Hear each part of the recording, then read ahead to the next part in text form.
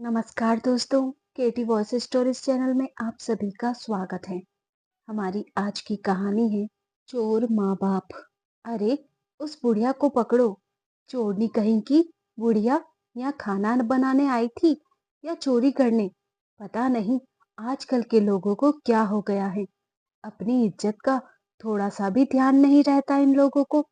अरे, पता नहीं और कितने दिन तक जिंदा रह लेगी यह बुढ़िया, जिसे आज भी चोरी करना नहीं छोड़ी। कहते हुए शादी के समारोह में आए एक रिश्तेदार ने सुनंदा जी के हाथ से खाने की पोटली को खींचते हुए उन्हें गालियां देते हुए लोगों को आवाज दे रहा था। इस बुढ़िया की करतूतें तो देखो। और दोनों की छीना झपटी में वह सारा खाना जमीन पर गिर गया, जबकि इस पोटली में केवल दाल चावल और थोड़ी सी सब्जी ही थी। कोई छप्पन भोग भी नहीं रखा था। सुनंदा जी ने तभी पंकज, जिनकी बेटी की शादी का समारोह हो रहा था, वह भी वहां पहुंच गया। उन्होंने जब देखा सुनंदा जी खाना लेकर जा रही हैं, तो उन्हें बड़ा आश्चर्य हुआ।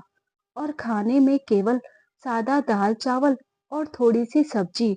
उन्होंने खाने को बड़े ध्यान से देखा, तो उन्होंने अपना दिमाग लगाया कि आखिर यह औरत सिर्फ सादा खाना ही लेकर क्यों जा रही थी, वह भी छुपाकर। जबकि यहाँ तो 56 भोग, एक से बढ़कर एक नई डिश बनी हुई है। हो ना हो, जरूर यह मजबूरी की मारी है। और उसने याद करने की कोशिश की कि यह कौन हो सकती है, क्योंकि उनका चेहरा उसे कुछ जाना पहचाना सा लग रहा था। तब उसे याद आया कि अरे, यह तो सुनंदा काकी हैं, उनके पड़ोस में ही रहती थी।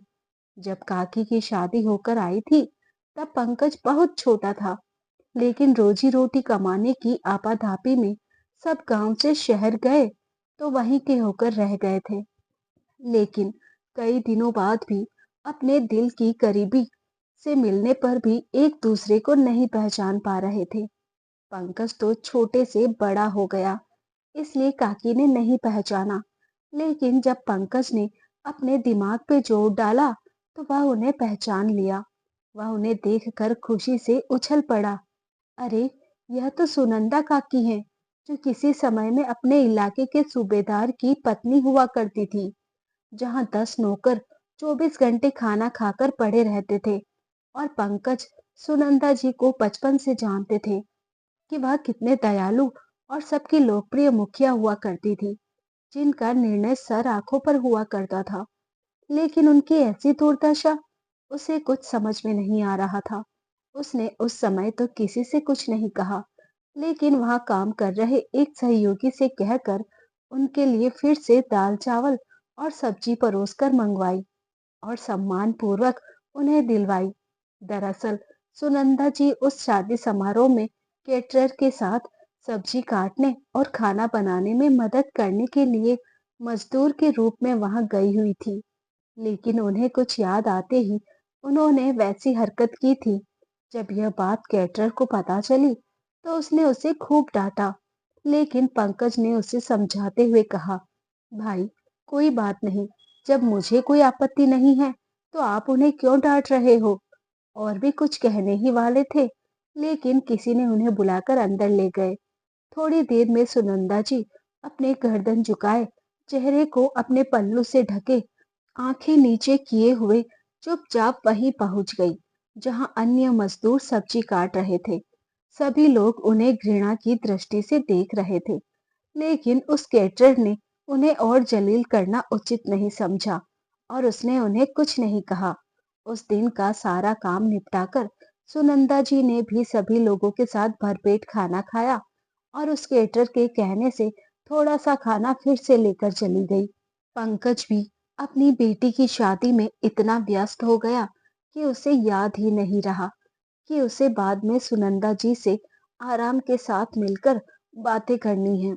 लेकिन जब तक उसके घर के समारोह होते रहे, तब तक बहुत देर हो चुकी थी और वह वहां से जा चुकी थी। केटरर भी अपना सारा सामान लेकर जाने लगा। तभी पंकज को अचानक याद आया कि अरे, सुनंदा जी काकी भी तो उस दिन आई हुई थी। मैं उनसे बाद में बात करूंगा सोचा, लेकिन उनसे बात ही नहीं कर पाया। क्यों ना इस केटरर से उनका एड्रेस पूछ लिया जाए। आखिर क्या हुआ है उनके साथ, यह तो पता लगाया जाए। वह दौड़कर उस केटरर के पास गया और उसने पूछा तो वह बोला, साहब, मुझे नहीं मालूम वह बुढ़िया कहाँ रहती हैं। उसे जब जब जरूरत रहती है वह सिग्नल के पास आकर बैठ जाती हैं। मैं उसे वहीं से उठाकर ले आता हूँ। फिर वह कहाँ आती जाती हैं मुझे नहीं मालूम। पंकज बोला, भाई, वह जब भी मिले मुझसे जरूर मिलवा देना। क्यों साहब, वह कोई खास है क्या? पंकज ने उससे कहा, अब तुझे क्या बताऊं भाई, वह खास से भी ज्यादा खास है। तो फिर आपने उस दिन क्यों नहीं कुछ कहा? उनसे केटरर ने कहा, अरे, सबके सामने उन्हें काकी कहकर संबोधित कर देता तो मेरे रिश्तेदार बता देते तो वह तो शर्म के मारे मर ही जाती, क्योंकि वह बहुत ही इज्जतदार और कुलीन परिवार से संबंध रखती हैं। क्या बात कर रहे हैं साहब? कैटरर ने कहा, हाँ भाई, तुझे यकीन नहीं होता तो सुन, उसका नाम सुनंदा है। हम उन्हें सुनंदा काकी कहकर पुकारते थे। वह अपने समय के सूबेदार की पत्नी हुआ करती थी। वह बहुत ही दयालु किस्म की महिला थी। अभी भी वह बहुत ही दयालु है। कैटरर बोला, हाँ साहब, यह बात तो आपने सही कही। तो अम्मा जब जब काम पर आती हैं, वहाँ का खाना इतना स्वादिष्ट और मजेदार बनता है कि लोग तारीफ किए बिना नहीं रह पाते। और हमारे मजदूर के बीच भी कभी भी खटपट नहीं होती। इधर सुनंदा जी के पति सूबेदार आनंद राव जी, जो कि अब नाम के ही सूबेदार रह गए थे, वह एक खंडहर नुमा मकान में जीवन और मौत की लड़ाई लड़ रहे थे। सुनंदा जी उनके पास थोड़ा सा खाना रखकर उनके लिए दवाई लेने गई हुई थी। उसी समय उन्हें खांसी इतनी जोरों की आई कि वह उस खांसी के अटैक को बर्दाश्त नहीं कर पाए और चारों हाथ पैर को छटपटाने लगे, जिसके कारण उनके पास रखा हुआ खाना भी नीचे गिरकर बिखर गया, जो खाने लायक नहीं रह गया। जब सुनंदा जी दवाई लेकर वापस आई तो देखा आनंद राव जी बेहोश पड़े हुए हैं और उनके आसपास रखे सामान बिखरे हुए हैं। तो वह बहुत घबरा गई। वह बदहवास सी रोती हुई ऑटो रिक्शा के लिए सड़क की ओर भागी ताकि उसके पति को जल्दी से जल्दी अस्पताल लेकर जा सके। तभी इत्तेफाक से पंकज अपनी कार से एक तरफ किसी काम से जा रहा था। सुनंदा जी को इतना भी ध्यान नहीं था कि सामने से कार आ रही है। वह पंकज की कार के सामने आ गई। ड्राइवर ने कार रोकी और सुनंदा जी के ऊपर चिल्लाने लगा, ए बुढ़िया, तुझे मरना है क्या? और अगर मरना भी है तो मरने के लिए मेरी ही कार मिली थी। चल हट बुढ़िया यहाँ से। अगर दोबारा ऐसी हरकत की ना तो सच में चढ़ा दूंगा तेरे ऊपर गाड़ी। कहते हुए ड्राइवर ने गाड़ी एक तरफ लगाई। तभी पंकज ने देखा कि वह बुढ़िया कपकपाते हाथों से रोती हुई माफी मांग रही है। तो उन पर दया आ गई। जब वह पास जाकर देखता है तो उसके तो होश ही उड़ गए। वह सुनंदा जी को पहचान लेता है। उसने उनका हाथ पकड़ा और एक किनारे में ले जाकर शांति से बिठाया और कहा कि अरे सुनंदा काकी, आप, क्या आपने मुझे पहचाना नहीं? मैं आपके पड़ोस में रहने वाला पंकज हूँ। मेरी माँ का नाम आशा है, जो अभी इस दुनिया में नहीं रही। आप दोनों तो एकदम पक्की सहेली थी ना। अब कुछ याद आया आपको? सुनंदा जी ने अपने दिमाग पर जोर डाला। तब उन्हें याद आया, यह वही पंकज है जो उनके बेटे आकाश और प्रकाश के साथ खेला करता था। उन्होंने अपने दोनों बेटे को जितना प्यार दिया था उतना ही प्यार पंकज को भी दिया था। शायद उसी का प्रतिफल था जो पंकज उन्हें तीसरे बेटे के रूप में मिला था। जब पंकज ने उनकी ऐसी हालत के बारे में पूछा तो उन्होंने उसे कुछ नहीं बताया। लेकिन जब उसने अपनी कसम दे दी तब सुनंदा जी ने बताया, बेटा, छोटा बेटा आकाश तो विदेश में सेटल हो गया। वही अपना घर परिवार बसा लिया है। इसलिए हम लोग बड़े बेटे प्रकाश के साथ ही रह रहे थे। लेकिन बड़ी बहू अंजना नहीं बल्कि कसाई निकली। वह हमारे बेटे के रहते हुए तो हमें कुछ नहीं कहती थी, लेकिन जैसे ही प्रकाश अपनी ड्यूटी पर जाता था या किसी काम से घर से बाहर जाता तो वह हम दोनों को इतना परेशान करती कि हमारा जीना दूभर हो जाता। यह ऐसा सब इसलिए कर पाती क्योंकि उसकी माँ सरला जी उनके साथ जो देती थी, वह हर एक बात के लिए उसे उकसाती कि तू ऐसा कर, तू वैसा कर, तभी तू उस घर की महारानी बनकर रह सकती है, वरना तेरी सास तुझे नौकरानी बनाकर रख देगी। बहू भी उन्हीं की बातों में आकर हम दोनों बुजुर्गों पर अत्याचार करने में एक सेकंड के लिए भी नहीं सोचती थी। जैसे ही सुबह होती, बहू मुझे घर के काम में लगा देती। वैसे ही प्रकाश के पिताजी को भी बाहर से दूध लाना, सब्जी लाना, बच्चों को स्कूल बस तक पहुंचाना, गार्डन की साफ सफाई, सारे काम करवाती। और अगर हम दोनों में से एक की भी तबीयत खराब हो जाती, तो वह हमें काम न करना पड़े, इसलिए बहाने बनाने का इल्जाम लगाती और काम चोर कहकर और भी ज्यादा काम करवाती। और अगर हमने थोड़ी सी भी ना नुकुर की, तो वह हाथ भी उठा देती और धक्का दे देती कि अगर प्रकाश को बताया तो खाना पानी तो बंद कर ही दूंगी। हम दोनों बूढ़े हो चुके थे, इसलिए डरते थे कि अब इस उम्र में आखिर कहाँ जाएंगे। इसलिए प्रकाश से कुछ नहीं कहते थे। लेकिन हद तो तब हो गई जब एक दिन प्रकाश को ऑफिस की तरफ से किसी काम के सिलसिले से विदेश जाना था और वह 2 महीने बाद ही वापस आने वाला था। उसने मिठाई का डिब्बा लाकर सबसे पहले हमारे हाथ में थमाया और कहा कि माँ, पिताजी, आपके बेटे का प्रमोशन होने वाला है, लेकिन 2 महीनों के लिए विदेश जाना होगा। उसके बाद वापस आते ही मेरा प्रमोशन हो जाएगा और मेरी तनख्वाह 3 गुना बढ़ जाएगी। माँ, फिर हमें किसी भी चीज की कोई कमी नहीं होगी। माँ, पिताजी, आप दोनों खुश तो हैं ना? हम दोनों बेटे के विदेश जाने की बात सुनकर दुखी तो हुए, लेकिन उनकी तरक्की में रोड़ा हम कैसे बन सकते थे। इसलिए हमने उससे खुशी खुशी विदेश जाने के लिए आशीर्वाद दे दिया। हमारा बेटा अभी भी विदेश में ही है। लेकिन बहू ने बेटे के जाते ही इतना अत्याचार करना प्रारंभ किया, कहते हुए फफक फफक कर रोने लगी। तभी पंकज ने कहा, और काकी, आप रोइए मत। और काका कहाँ है? अब आपका बेटा आपके पास है। आपके दोनों बेटे विदेश में हैं, तो क्या हुआ? यह तीसरा बेटा है ना आपके पास। अब यह समझ लीजिए कि आप लोगों के दुख के दिन खत्म हो गए। आगे बताइए कि भाभी ने आपके साथ और क्या किया। तभी सुनंदा जी बोली, बेटा, बहू ने घर के काम वाली को हटा दिया। सुबह सुबह मुझसे घर के सारे काम करवाती और मैं अपने ही घर के काम करने में कैसी शर्म कह के खुशी खुशी कर भी रही थी। लेकिन तेरे काका की तबीयत ठीक नहीं थी, उन्हें लगातार खांसी आ रही थी। प्रकाश जब घर में था, तभी से खांसी आ रही थी।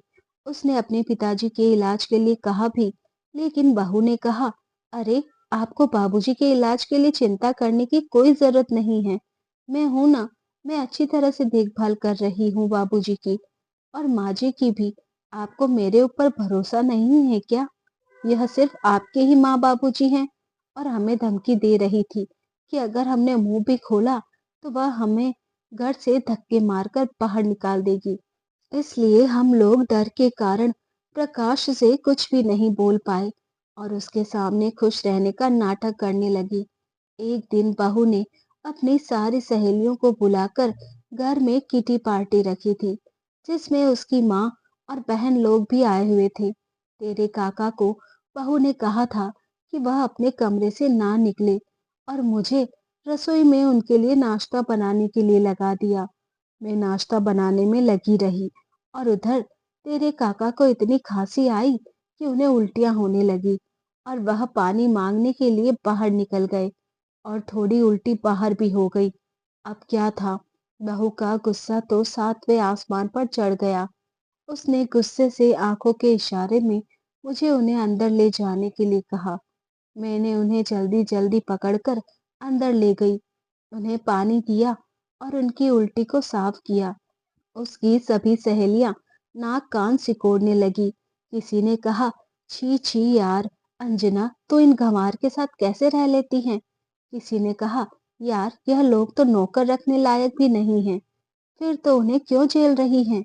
किसी ने कहा, यार मैं तो ऐसे फुस्सड़ लोगों को एक सेकंड की भी बर्दाश्त नहीं कर सकती। तभी किसी ने कहा, यार रंजना, आखिर यह लोग कौन हैं जो तुम इन्हें अपने माथे पर बिठा कर रखती हो? तभी बहू ने कहा, यार यह लोग मेरे पति के गांव के लोग हैं जो बहुत ही गरीब हैं। इसलिए मेरे पति ने इन पर तरस खाकर नौकर के रूप में काम पर रख लिया है। लेकिन बस अब और नहीं। लेकिन तुम लोग इन गंवार के कारण अपना मूड खराब मत करो। यार चलो अपना पार्टी एंजॉय करो। कहते हुए बहू ने सभी के साथ उस दिन की पार्टी एंजॉय तो की, लेकिन पार्टी खत्म होते ही वह मुझसे बोली, ए बुढ़िया, चल उठ, सारे बर्तन साफ कर। और इधर तेरे काका की इतनी ज्यादा तबीयत खराब थी कि उन्हें छोड़कर जाने का मेरा बिल्कुल भी मन नहीं था। इसलिए मैंने भी कह दिया, बहू, तेरे बाबूजी की तबीयत इतनी खराब है और तुझे सिर्फ काम की ही पड़ी है। काम तो बाद में भी हो जाएगा। बहू, चलो पहले तुम्हारे बाबूजी को अस्पताल लेकर चलते हैं। उनकी हालत बहुत ही नाजुक हो गई है। थोड़ी तो दया कर बहू। मैं बहू के सामने हाथ जोड़कर मिन्नतें करती रही, लेकिन पत्थर दिल बहू मुझ पर दया करने की बजाय मेरे बाल पकड़कर मुझे घसीटते हुए कमरे से बाहर लाने लगी और कहने लगी, कमजोर कहीं के, बुड्ढे ने ज्यादा खा लिया होगा तो उन्हें उल्टी कर दी होगी, और तू काम से बचने के लिए बुड्ढे की तबीयत खराब होने का बहाना बनाकर काम से बचना चाहती हैं। मैं बहुत अच्छी तरह से जानती हूँ तुम दोनों की चालाकी को।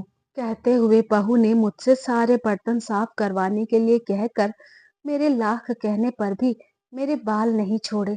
मैं रोती रही और सारे बर्तन साफ करती रही। और जब फिर से सारे घर की साफ सफाई करने के लिए बोली, तब तेरे काका ने गिड़गिड़ाते हुए कहा, बहू, कुछ तो रहम करो अपने बूढ़े सास ससुर पर। मुझे अस्पताल लेकर चलो बहू, वाकई मुझे ठीक नहीं लग रहा है। तभी बहू की माँ बोली, देख बेटी, अभी तो दामाद जी भी घर पर नहीं है और तू कहाँ से पैसे लाएगी इस बुढ़े बुढ़िया के इलाज के लिए? ऐसा कर, धक्के मारकर घर से बाहर निकाल कर फेंक दो। तेरी बला से कहीं भी जाए और कहीं भी मरे, तुझे क्या? दामाद जी आएंगे तो कह देना इन दोनों ने तुझे झगड़ा करके घर से सोना चांदी और सारे रुपए पैसे चोरी करके रात के अंधेरे में कहाँ चले गए, तुझे पता ही नहीं चला। तभी बहू की बहन बोली, हाँ दीदी, यह सही आइडिया दिया मम्मी ने। और तीनों खिलखिलाकर हंस पड़े। फिर क्या था, बहू भी कहीं पीछे हटने वाली थी। वह भी अपनी माँ और बहन की बातों में आकर हम दोनों को घर से धक्के मारकर बाहर निकाल दिया। अब बाहर ठंड अधिक होने के कारण तेरे काका की बहुत ज्यादा तबीयत खराब हो गई। इसलिए मैंने एक रिक्शे को रुकवाकर तेरे काका को उसमें बैठाया, सरकारी अस्पताल में ले गई। वहां जाकर पता चला कि उन्हें टीबी और शुगर हो गया है। शुगर के कारण उन्हें बहुत ज्यादा भूख लगती है। बेटा, सरकारी अस्पताल में एक डॉक्टर है, डॉक्टर विनय चोपड़ा, जिन्हें तेरे काका ने बचपन में पढ़ने के लिए पैसे दिए थे, जिसकी बदौलत ही वह पढ़ाई में आगे बढ़ पाया था। वह भी तेरे काका को तुरंत ही पहचान लेता है। इसीलिए उस डॉक्टर ने उनका इतना अच्छा इलाज किया कि वह अब बहुत हद तक ठीक हो गए हैं। लेकिन भूख पर अभी भी उनका काबू नहीं है बेटा, और हमारी आय का कोई साधन नहीं है कि मैं उन्हें समय पर पौष्टिक खाना दे सकूं। पंकज ने कहा कि डॉक्टर विनय ने आप लोगों के इलाज के अलावा और कोई सहायता नहीं की। नहीं बेटा, विनय तो कह रहा था कि हम उनके घर पर ही जाकर रहें, लेकिन तेरे काका की खुददारी ने रोक लिया और उन्होंने मना कर दिया। लेकिन डॉक्टर विनय ने कहा है कि हमें अगर कोई भी परेशानी होती है तो उससे बताएं, लेकिन हमने उसे कुछ भी नहीं बताया। यह सब तो हम तुझे भी नहीं बताने वाले थे, लेकिन नसीब को यही मंजूर था, इसलिए शायद तेरे सामने यह सब बात खुल गई। वरना हमारी उम्र ही कितनी बची है, अब हमें अभी भी मौत आ जाए तो कोई गम नहीं है बेटा। पंकज भी थोड़ी देर तक तो सोचता रहा, फिर बोला, कहा कि आप मेरी कार में बैठिए और काका कहाँ हैं, हमें वहीं लेकर चलिए। तभी सुनंदा जी ने एक टूटे फूटे खंडहर हो चुके मकान के पास उन्हें लेकर गई, जहां उनके पति सूबेदार आनंद राव जी दर्द से कर रह रहे थे। उनकी हालत इतनी खराब थी कि वह खांस भी नहीं पा रहे थे। पंकज ने जब उनकी हालत देखी तो अपने आंसू रोक नहीं पाया। वह उन्हें जल्दी से उठाया और फिर से इस डॉक्टर विनय चोपड़ा को फोन लगाया और उनकी तबीयत के बारे में बताया। तो डॉक्टर विनय चोपड़ा भी बिना देरी किए उनके इलाज के लिए तैयार हो गए। पंकज ने डॉक्टर चोपड़ा को भी उनकी हालत के बारे में बता दिया। तभी दोनों ने मिलकर उनके लिए रहने की व्यवस्था की। अब दोनों ने मिलकर आनंद राव जी की इतनी सेवा की कि वह बहुत ही जल्दी ठीक हो गए। अब तो आनंद राव जी ने डॉक्टर साहब को पंकज दोनों के सामने अपनी इच्छा प्रकट की कि कुछ काम करना चाहते हैं ताकि वह अपना और अपनी पत्नी का पेट भर सके। उनकी बातों को सुनकर उन दोनों ने उन्हें बहुत समझाने की कोशिश की कि अब उनकी उम्र काम करने की नहीं रह गई है। आपके बेटों ने साथ नहीं दिया तो क्या हुआ? हम दोनों आपके बेटे आपकी दो भुजाओं के समान हैं।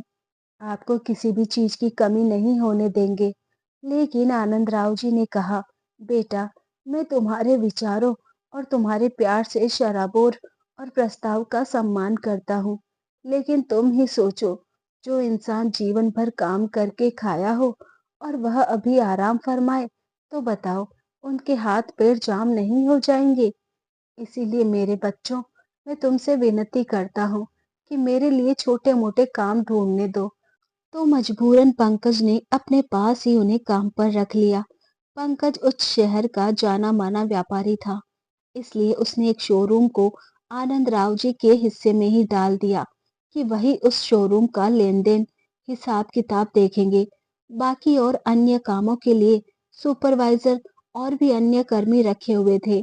आनंद राव जी अनुभवी व्यक्ति थे। उनके अनुभव से वह शोरूम दिन दोगुनी रात चौगुनी तरक्की करने लगा। और एक दिन ऐसा आया कि पंकज की सारी प्रॉपर्टी में से सबसे कीमती और नंबर वन पोजीशन में वही शोरूम हो गया। उस शोरूम का नाम बच्चा बच्चा जानता था। एक दिन उस शोरूम में बम्पर ऑफर निकाला गया, इसीलिए लोगों की भीड़ उमड़ पड़ी। जो भी ब्रांडेड चीज थी, सभी के दाम आधे कर दिए गए थे। इस भीड़ में आनंद राव जी के बेटे बहू भी आए हुए थे, क्योंकि जब से उनकी बहू अंजना ने उन्हें घर से बाहर निकाला था, तभी से उनकी उल्टी गिनती शुरू हो गई थी। प्रकाश की ड्यूटी छूट गई थी। अब अंजना को घर चलाना भी बहुत मुश्किल हो रहा था। वह दोनों तो ऑफर के लालच में कम दाम में कुछ अच्छा मिल जाए, इसीलिए इतने बड़े शोरूम में आए हुए थे। बम्पर ऑफर शुरू होने से पहले पूजा अर्चना की जानी थी और चीफ गेस्ट के हाथों फीता भी कटवाना था। लोग बड़े उत्साहित हैं कि कौन है वह शख्स जो इतने बड़े शोरूम का फीता काटेगा। जब पूजा अर्चना की गई, तब तो पंकज और उनके परिवार के सभी लोगों ने पूजा अर्चना की। लेकिन जब फीता काटने की बारी आई, तो आनंद राव जी और सुनंदा जी चमचमाती कार से उतरकर सीधे वहां पहुंचे, जहां चीफ गेस्ट के आगमन का अनाउंसमेंट हो रहा था। जैसे ही वे दोनों वहां पहुंचे, तालियों की गड़गड़ाहट से पूरा हॉल गूंज उठा। सभी ने उनका स्वागत बहुत ही उत्साह के साथ किया। प्रकाश ने जब अपने पिताजी को नए सूट में और अपनी माँ को चमचमाती सिल्क की साड़ी पहने हुए देखा, तो उसकी आंखें चौंधिया गई। वहीं अंजना को तो विश्वास ही नहीं हो रहा था कि यह चीफ गेस्ट कोई और नहीं, बल्कि उनके ही सास ससुर हैं, जो कुछ दिनों पहले ही फटे हाल थे। लेकिन आज उन्हें इस रूप में देखकर उसकी आंखों के सामने तो अंधेरा छाने लगा। प्रकाश लपक कर अपने पापा के पास जाकर उनसे बात करने की कोशिश की, लेकिन इतने बड़े समारोह में इस तरह मिलना उसे ठीक नहीं लगा और वह कुछ देर के लिए शांत हो गया। फिर थोड़ी देर बाद आनंद राव जी को माइक दिया गया, लोगों को मोटिवेशनल स्पीच देने के लिए, ताकि उन्हें भी हौसला मिले। उन्होंने कहा, इंसान को किसी भी उम्र में हार नहीं माननी चाहिए, बल्कि निरंतर प्रयास करते रहना चाहिए। जो निरंतर प्रयास करता रहता है, वह एक न एक दिन जरूर सफल हो जाता है। जिस प्रकार नदी का पानी बहता रहता है तो वह हमेशा साफ रहता है, वही तालाब का पानी एक ही जगह पर अस्थायी रहता है, जिसके कारण उस पानी में बदबू आने लगती है। इसीलिए अपने समय को सही जगह पर इस्तेमाल करते रहना चाहिए। फिर देखिए, एक दिन आपको सफलता जरूर मिलेगी। उनके इतना कहते ही फिर से एक बार पूरा हॉल तालियों की गड़गड़ाहट से गूंज उठा। अब आनंद राव जी और सुनंदा जी दोनों अपने केबिन की ओर जाने लगे तो प्रकाश उनके पीछे पीछे दौड़कर जाने लगा और पिताजी पिताजी कहता हुआ चिल्लाने लगा। तभी उनके पीछे चल रहे उनका पर्सनल सेक्रेटरी बोला, अरे आप कौन हैं और किसे पिताजी पिताजी कहकर चिल्ला रहे हैं? तभी प्रकाश रोता हुआ बोला, जो साहब सामने जा रहे हैं वही मेरे पिताजी हैं, प्लीज उनसे मेरी बात करवा दीजिए। तभी पर्सनल सेक्रेटरी बोला, अच्छा, पैसे वाला देखा नहीं कि आपको रिश्ते याद आ गए? चलिए जाइए यहाँ से। हो सकता है आपके पिताजी की शक्ल उनसे मिलती होगी, लेकिन यह आपके पिताजी नहीं हो सकते, क्योंकि जहाँ तक मुझे मालूम है उनके बेटे तो हमारे मालिक पंकज सर हैं और डॉक्टर विनय सर हैं। पंकज और विनय नाम सुनकर प्रकाश दंग रह गया और उसने उस सेक्रेटरी का पैर पकड़कर बोला, भाई मैं सच कह रहा हूँ, वह मेरे पिताजी ही हैं, मुझे कोई गलती नहीं हुई है, प्लीज आप एक बार उनसे मेरी बात करवा दीजिए। तभी आनंद राव जी अपने सेक्रेटरी को पास में न पाकर बेल बजाई तो वह दौड़कर उनके पास गया। आनंद राव जी, कहाँ रह गए थे बेटा तुम? तब उस सेक्रेटरी ने वह सारी बातें बताई जो प्रकाश ने उससे कही थी। आनंद राव जी सुनंदा जी की ओर देखकर आंखों के इशारे से पूछा, क्या करूं? सुनंदा जी की ममता अब ज्यादा देर तक कठोर नहीं रह सकी। अंततः वह पिघल ही गई और उन्होंने मौन स्वीकृति दे दी। आनंद राव जी ने इशारे से हाँ कह दिया। प्रकाश दौड़कर आया और अपने पिता के कदमों में गिर गया। माँ को गले से लगा लिया और रोते हुए बोला, माँ, पिताजी, आप दोनों रात के अंधेरे में कहाँ चले गए थे और अपने सारे गहने रुपए पैसे चोरी करके इतना बड़ा एम्पायर खड़ा किया है क्या? तभी सुनंदा जी मारे क्रोध के अपने सीने से लगाए अपने बेटे को इतनी जोर से धक्का दिया कि वह एक दीवार से जा टकराया। फिर सुनंदा जी ने कहा, अरे दुष्ट, तुझे शर्म आनी चाहिए। अपने जन्मदाता माँ बाप पर उंगली उठाते हुए, इतना गंदा इल्जाम लगाते हुए, तेरा इतना बड़ा इल्जाम लगाने से पहले हमारे कान बहरे क्यों नहीं हो गए? और तू जैसे नमक हराम बच्चों को देखने से पहले हमारी आंखें फटी क्यों ना गई? अगर अपनी सलामती चाहता है तो तू यहाँ से अभी के अभी निकल जा, वरना गार्ड को बुलाकर इतना मार मार कर बाहर निकलवा दूंगी कि शायद सांस लेने लायक और पानी पीने लायक भी ना बचेगा। माँ की ऐसी तीखी बातें सुनकर प्रकाश दंग रह गया। मतलब अंजना ने उससे झूठ कहा था? तब उसने अपने माँ बाप को रो रो कर बताया कि वह 2 महीने बाद जैसे ही विदेश से आया, उसकी पत्नी ने उसे बताया कि उसके माँ बाप रात के अंधेरे में ही घर से जितने भी सोना चांदी पैसे रखे हुए थे, सारे धन को चुरा कर रातों रात कहाँ गायब हो गए उसे पता ही नहीं चला। और बदनामी के डर से उसने पुलिस को कंप्लेन नहीं किया। लेकिन जैसे ही वह विदेश से वापस आ रहा था, उसका जितना भी काम किया हुआ था वह एक पेन ड्राइव में रिकॉर्ड था। वह पेन ड्राइव ही चोरी हो गई, जिसके कारण उसे उसकी कंपनी से निकाल दिया गया। अब तो उन्हें भरपेट खाने के लिए भी बहुत ही जद्दोजहद करनी पड़ती थी। तभी वहां पंकज आ गया और प्रकाश से कहा, अरे तुम कौन हो भाई, और मेरे पिताजी के केबिन में क्या कर रहे हो? प्रकाश बोला, पंकज भाई, तूने मुझे नहीं पहचाना? मैं प्रकाश, तेरे बचपन का यार। हम दोनों बचपन में एक दूसरे के बिना नहीं रहते थे यार। हाँ, और आज अपने दोस्त को क्या, माँ बाप को भी भूल गया? कहकर पंकज ने प्रकाश को 2 थप्पड़ उसके गाल पर जड़ दिए। तभी आनंद राव जी बोले, हाँ बेटा, यह मुझे पहले ही कर देना था। तब शायद हम लोगों को डर डर की ठोकरें नहीं खानी पड़ती और ना ही हम लोग चोर कहलाते। इसने एक बार भी अपने माँ बाप को ना ढूंढने की कोशिश की, ना ही यह पता लगाने की कोशिश की कि क्या सच में इसके माता पिता चोरी कर सकते हैं या कोई और। अब प्रकाश को समझ में आ गया कि उसकी पत्नी की माँ और बहन नए नए गहने कहाँ से पहनते हैं। तब पंकज ने उसे कुर्सी पर बिठाया और वह सारी बातें बताई कि किस तरह उसके माँ पिताजी को उसकी पत्नी ने घर से धक्के मारकर बाहर निकाल दिया और यह दोनों बुजुर्ग बीमारी की हालत में भी कितनी परेशानियों का सामना करके आज इस मुकाम तक पहुंच गए। अब प्रकाश सारा माजरा समझ गया। यह अंजना उसकी माँ और बहन की चाल थी और उसे झूठ बोल दिया गया था। प्रकाश जब अपने पिता के केबिन में आ गया तब अंजना अपनी बहन और माँ के साथ थी। उसने जैसे ही अपने सास ससुर को इतने बड़े पोजीशन में देखा तो उसकी आंखों के सामने अंधेरा छा गया और उसका पूरा शरीर शिथिल बढ़ गया और वह वहीं पर लुढ़क गई। उसकी माँ बहन शॉपिंग करना छोड़कर उस अस्पताल लेकर गई तो डॉक्टर ने बताया उसे लकवा हो गया है, जिसके कारण न ही वह बोल पा रही थी और ना ही वह हाथ पैर हिला पा रही थी। अब प्रकाश गुस्से से भर गया तो देखा अंजना घर पर नहीं थी। उसने देर रात तक इंतजार किया। जब देर रात तक वह घर नहीं पहुंची तो उसने अपनी सासू माँ को फोन लगाया। तब उन्होंने बताया कि उन्होंने अंजना को अस्पताल लेकर आए हैं और उसे लकवा हो गया है। प्रकाश जब अस्पताल पहुंचा तो अंजना सिर्फ आंसू बहा रही थी। वह नहीं बोल पा रही थी और ना ही हाथ पैर हिला पा रही थी। तभी प्रकाश ने इसकी सूचना अपनी माँ को दी। सुनंदा जी अस्पताल पहुंची तो अंजना अपराध बोध से ग्रसित सिर्फ आंसू बहा रही थी।